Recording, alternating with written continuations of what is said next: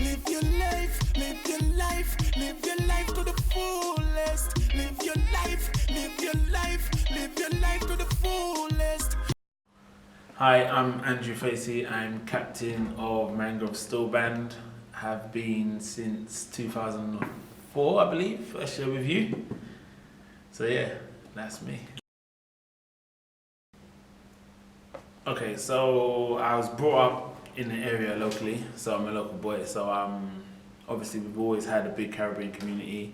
There's always been the influence of steel pan, carnival, sound systems around. So yeah, just growing up locally and being from around here, I've always been involved from a kid. I think I came into Mangrove at, I don't know, I feel like I've always been here. To be honest with you, I don't know when I wasn't here in terms of, you know, coming and not being here, so on and so forth, but yeah.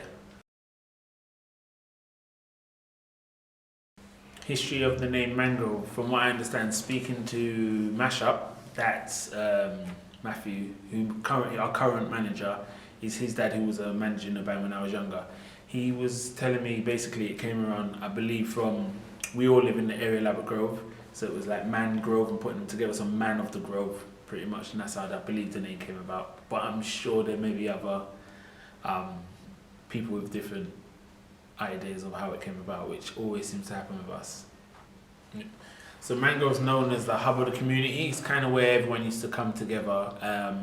Caribbean people or just people of the area basically used to come together. If you needed any help, you can't come down to Mangrove. It could be for law advice, help with your housing, just help in general with anything you may need, jobs, helping find work, stuff like that. Is everybody used to come to the Mangrove to do things like that. That's where we used to get together and kind of congregate and work things out.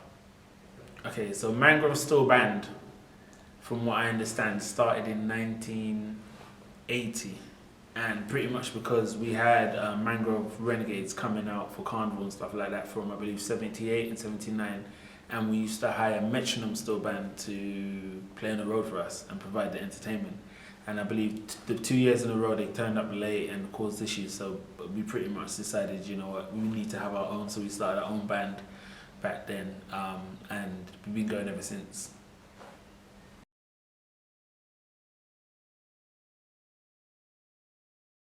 So yeah, so the preparation for Panorama starts early. I would say we start in around February, March when we arrive back from Trinidad. The first thing we start looking at is the songs we want to do. Generally, well, the arranger chooses the song, we have discussions. The last few years we've actually learnt a few songs, just a verse and chorus, seeing how the band feels about it and how we liked it, and then trying to work it out and then basically come together to choose a song. So we initially start off with the verse and chorus, and with our arranger currently, Andre White, he's in New York, so he'd either go live with us on the phone or he'd send the music. But this year in particular, he was on FaceTime with us, and he'd be giving us the notes. So it will be the stage side that predominantly takes it. So there's like one of each instrument. We'll start learning the song and taking it from him, and then as we've got the song, we start distributing it out throughout the rest of the band. But the process takes such a long time. So from April, Andre will start giving us the music. So what he would do is he'd give it to the section leaders. So we have a section leader for each section. So there'd be a bass, 4-pan, tenor, 3 pans, and double seconds and double tenor. We have quads, but they come in later on in the season. So we have section leaders taking the music. We get the first 3 or 4 minutes down. And then once we all have it, we get it together. We start in around June, we start giving it out to the rest of the band when they fall in for the Panorama season. Up until then, it's maybe 7 or 8 of us just for that learning period. And from June, we'd maybe practice 2 to 3 days a week. And then come July, it's every day we start learning and fine tuning. But while we're still learning the song, we have the rest of the band fall in. So this year we had 118 players play. So we was learning a lot. It was a lot busier and it's a lot harder to manage because of space. So because of the size of the band, like I said, we was 118 this year. The part of the process of getting to Panorama is bringing the instruments here. So I know we have loads. I believe we had 40 tenor players, around 17 bass players, and getting all these instruments here take a lot. So they're stored in Homefield House, so we have to go through the process of getting them, bringing them down with the floats and the racks, which obviously we need manpower, which a lot is hard to do because a lot of the time in the season people are trying to learn music and get their parts, and at the same time we have to move instruments and move floats over here, so, and that takes a long time. But while that's all going on throughout the season, we're continuously learning, continuously drilling. But the last, I'd say, 2 weeks, we bring over a guy, Leon Foster Thomas, and he drills the band. So he's the one that has us here late nights working hard, and the last week he calls Hell Week because he's basically got us breaking down the song. So the piece we've learned is 10 minutes, but we break it down into sections and then subsections. So we'd start with the introduction and he'd break it down, make sure everyone's playing all the right notes, the right thing, and then we go for, after the introduction, we go into the verse and chorus. But it's a long, tedious process. So you're literally, in one day, you could be playing the same part for 2 or 3 hours, and it's just making sure that everybody has it together and everyone is playing the correct thing. And to be honest with you, it's one of the most important things that we do for the season in terms of making sure we can play and perform it, because with such a big band, it's hard to get everyone playing the same thing.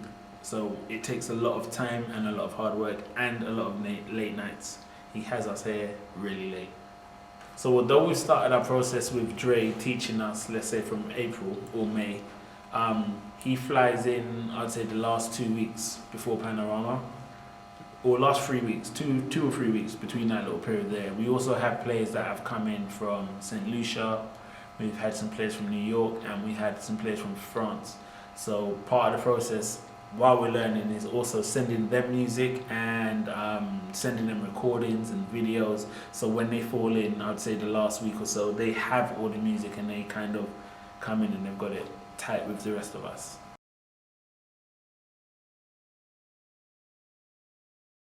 So on the Thursday and Friday before Panorama, the whole band, along with all the racks, all the stands and all the floats, we go into All Saints Road and we practice. We used to practice for a week before Panorama, but now we only do 2 days. But we go out there and we have the band set up and ready as we would be at Panorama. And for me, it's my best part of the season. It's when I enjoy playing the most, because it naturally feels like Carnival's just started with us. Honestly, hundreds and thousands of people come and watch us play, and it's a really good thing, because you can that's when you generally know when you're going to win, or if you're going to do well, I would say, because the crowd, you feed off them and they feed off you, and it lets you know that, you know, Carnival's here and we're ready to go.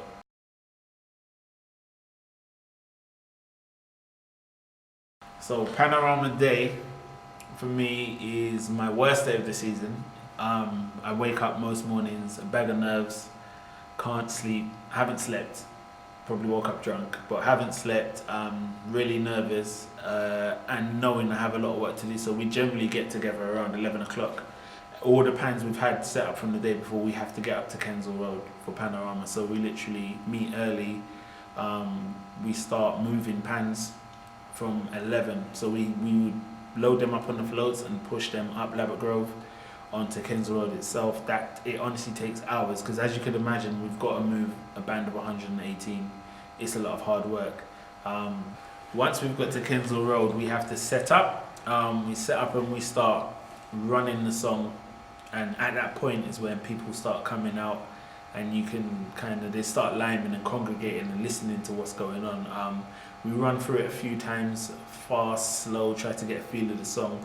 At this point, you definitely realize that there's a lot of people kind of paying attention, but at this point we're not in the park, because Panorama's now in the park. We're just in the local area of the road, but we call it the drag, and it's there where you can kind of feel the vibe and the energy. You get to see what people think and what they're thinking, not only about us, just the whole day and the event in itself.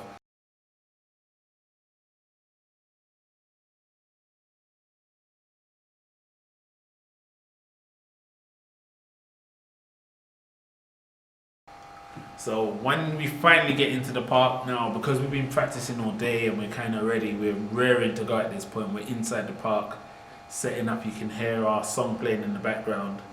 I used to be nervous, but now it's weird because it just feels like I'm ready. This is it. It's our time to go and show everything we got. At this point, like I said, the song's playing in the background, the nerves are gone, everybody's amped and just raring to go, ready to go and show what we're going to do. For me, the last few years, it's just been supreme confidence when we've got on the stage, because we know what we're here to do. We've done all the hard work, we've put in the hours. We know we're ready, we know our song's good, and we know we're the best band. So it's the place and it's the time where we're ready to show our stuff. So when we're there, we know we're inside. It's weird because I look for certain things. I know there's a Trini lady who's always there. She's got a flag. And we've got our own flag lady, Dara. She's amazing. I'm not just saying this, but I've seen it said so many times on social media. She's the best flag woman in the world. She's in front, getting us amped up and getting us ready. We know we're ready and we perform. For me, the music has always been good, and I feel as if right now, just performing wise, we have taken it to another level because we really perform our asses off.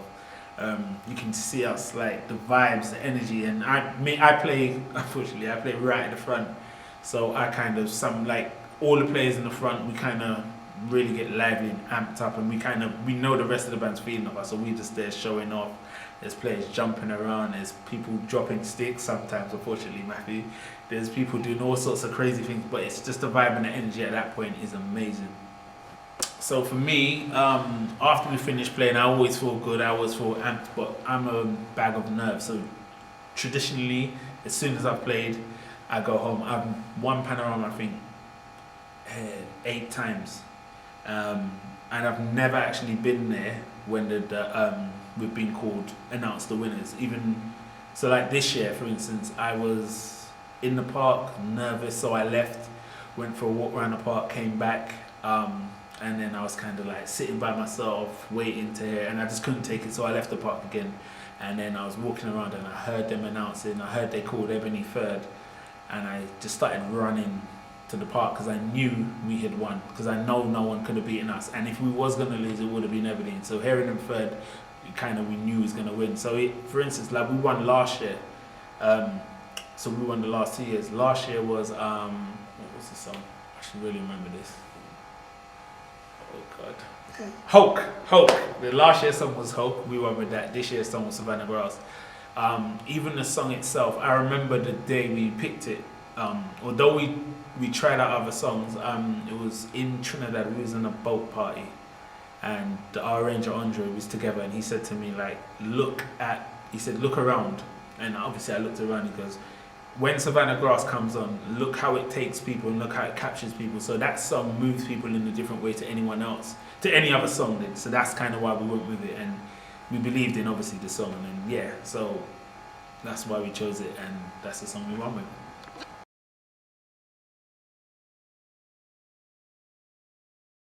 So throughout the year, we have numerous classes. So we have kids, beginners, kids classes, we have adult classes, we have adult beginners classes, and we also have the stage side. Now they're all free to local people in the community. That's something that we've always done. It's something that I can honestly say Matthew, our manager, has fought to keep. So I know for myself, I came here and I had 3 classes. I know other bands and other places, they do things a bit different, but here we try to keep that tradition of giving to the community, and obviously to our local community it's all free. And I can speak for myself, I know that from playing, even just this year alone, I've gone on tour 5 or 6 times. The band, a few of us was touring with Nana Cherry. We had a big band tour that was to Germany. We've done numerous gigs. We gig every weekend. So we're constantly busy. We have shows in the winter.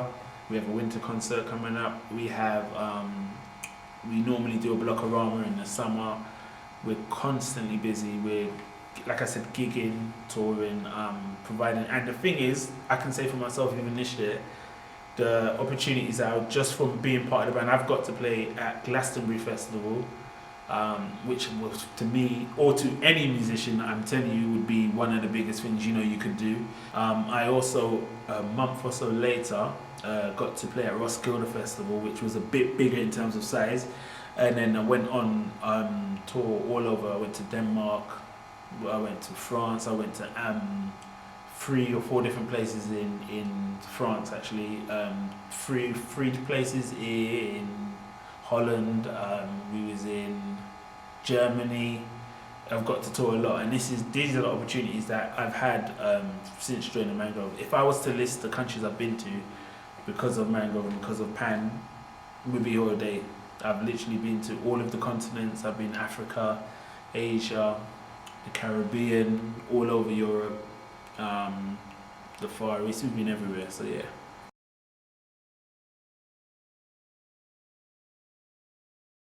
So moving forward, what to look forward to for the rest of the year is I know we've got a concert coming up which is going to be amazing. The band's just going to be working harder to try and improve. Our kids band's just kind of being restructured and stuff, and we're going to bring back, well, we've always had it, but we're going to start entering more competitions with our kids band because they're really good and we want them to be as good as there was when I was a kid, because I came up through the kids band and my sons both play in the band. My youngest is been in the kids band for like 4 years. My eldest son, he's played Panorama the last 4. So yeah, so it's just to keep the youth coming in, and yeah, just to keep doing what we're doing.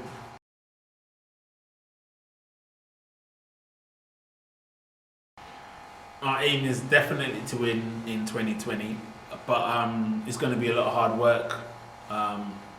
But because it's going to be if we was to do it, would be a hat trick. We're going to try our best. We're going to put in all the work and effort to get there, and hopefully achieve it again. Okay, so I'm Andrew Facey. This has been my interview with thecultureessential.com. It's been a pleasure to be here with you guys today. Thank you very much.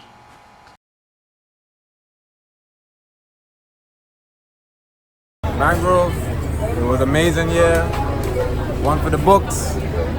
Panorama champs, once again, back to back, first time for me. Carnival was mad, it was mad. Girls like rain. And next year, be here. Don't miss it, trust me, don't miss next year. Big up the man Soka Johnny, big up Mangrove for life, you know what I'm saying? Blessings.